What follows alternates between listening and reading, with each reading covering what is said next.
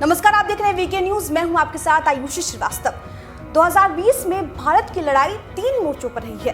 पहला पाकिस्तान, दूसरा चीन और तीसरा नेपाल। चाहे फिर वो चीन के पीठ पीछे वार की बात हो या फिर नेपाल के श्री राम की जय जयकार की, भारत बिना झुके अपने आप को हर मोर्चे पर खरा साबित करता आ रहा। और भारत की इसी ताकत को देख के नेपाल ने शायद ये समझ लिया है कि उसका हितैषी कौन है और बुरे वक्त में सबसे ज्यादा साथ उसका कौन देने वाला है। और इसलिए नेपाल ने अपने डिप्लोमेटिक कोड ऑफ कंडक्ट में एक बड़ा और अहम बदलाव किया है। लेकिन सवाल ये है कि चीन की अचानक से बदलाव की जरूरत क्यों पड़ी। तो इसके पीछे है चीन की नेपाल में तैनात वो राजदूत जिसको और ओली को रिश्ते की कई कहानियां वायरल हो चुकी है। नेपाल में ये चीनी राजदूत इतनी शक्तिशाली हो गई थी कि इन्हें किसी प्रोटोकॉल की कोई जरूरत नहीं थी। ये जब चाहे पीएम हाउस से लेकर राष्ट्रपति भवन में सीधे घुस जाती थी और उनसे गुपचुप मुलाकातें कर लेती थी। कहा गया कि भारत और नेपाल के संबंधों में खटास इसी चीनी राजदूत ने डाली थी और इसी के उकसावे पर ओली ने भारत के खिलाफ बयानबाजी की और भूमि विवाद को हवा देकर नया नक्शा पास करवाया। हालांकि ओली के इन बयानों और कदमों की नेपाल ने जमकर आलोचना भी की। विपक्षी दलों के साथ ही उनकी अपनी पार्टी के नेताओं ने उनके खिलाफ मोर्चा खोला और नौबत ओली के कुर्सी तक जाने तक पहुंच गई। नेपाल के सियासी दल और नेपाल कम्युनिस्ट पार्टी के नेता भी यांगिकी के सक्रियता के खिलाफ थे और उनकी मिली छूट से काफी खफा भी थे।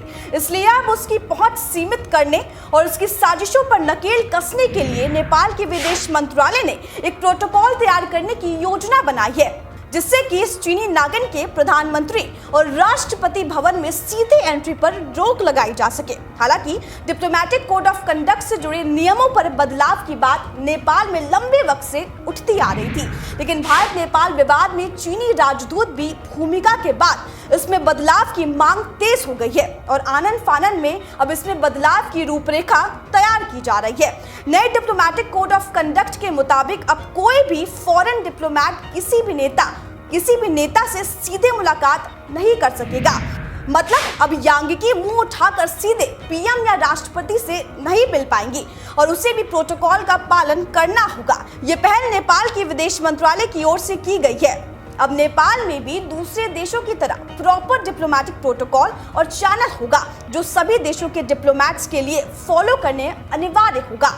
रिपोर्ट्स के मुताबिक विदेश मंत्रालय प्रदीप ग्यामली ने इस बारे में पुष्टि की है। आपको जानकारी दे दें कि 2016 में हुई कोड ऑफ कंडक्ट में बदलाव का प्रस्ताव तैयार हो गया था, लेकिन अब तक इस पर मोहर नहीं लग पाई थी। लेकिन चीनी राजदूत की हरकतों पर हुई बवाल के बाद सरकार जिस तरह से राष्ट्रीय और अंतर्राष्ट्रीय स्तर पर छीछालेदर कर रही है, उसके बाद विदेश मंत्रालय को यह फैसला लेना पड़ा।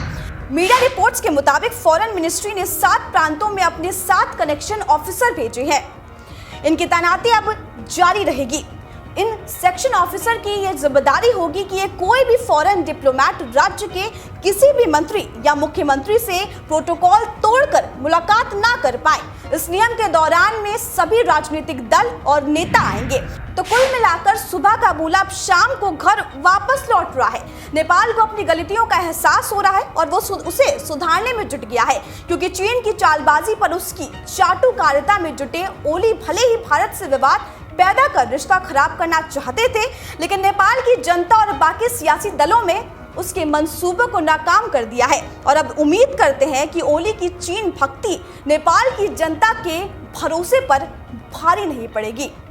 बाकी देश दुनिया के लिए आप देखते रहिए वीके न्यूज।